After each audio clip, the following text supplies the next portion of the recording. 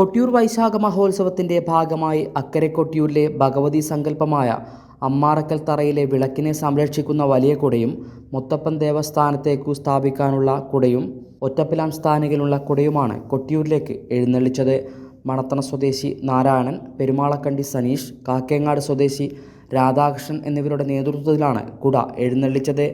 സതീദേവി ആത്മത്യാഗം ചെയ്ത സ്ഥാനം എന്ന് വിശ്വസിക്കപ്പെടുന്ന തറയാണ് അമ്മാറക്കൽ. സതീദേവി കുടികൊള്ളുന്ന അക്കരെ കൊട്ടിയൂരിലെ അമ്മാറക്കലിൽ കെടാവിളക്കിന് മേൽക്കൂരയായി ചൂടാനുള്ള കുടയും കൊട്ടേരിക്കാവ് മുത്തപ്പൻ ദേവസ്ഥാനത്തേക്കുള്ള കുടയും ഒറ്റപ്പിലാൻ സ്ഥാനങ്ങളിലുള്ള കുടയുമാണ് എഴുന്നള്ളിച്ചത്. നേരെഴുന്നള്ളത്ത് കഴിഞ്ഞാൽ പിറ്റേന്നാൾ മുതൽ സ്ഥാനികരായ നാരായണൻ, സനീഷ്, രാധാകൃഷ്ണൻ, കാക്കേങ്ങാട് എന്നിവരുടെ നേതൃത്വത്തിൽ കുടനിർമ്മാണം ആരംഭിക്കുകയും ഭണ്ണാരം എഴുന്നള്ളത്തിൻ്റെ തലേന്നാൾ കുടനിർമ്മാണം പൂർത്തീകരിക്കുകയും ചെയ്യും. മണത്തണയിൽ താൽക്കാലികമായി കെട്ടിയുണ്ടാക്കിയ ഓലപ്പുരയിൽ നിന്നാണ് കുടനിർമ്മാണം പൂർത്തിയാക്കിയത്. തിങ്കളാഴ്ച രാവിലെ പ്രത്യേക പ്രാർത്ഥനകൾക്ക് ശേഷമാണ് കുടകൾ കൊട്ടിയൂരിലേക്ക് എഴുന്നള്ളിച്ചത്.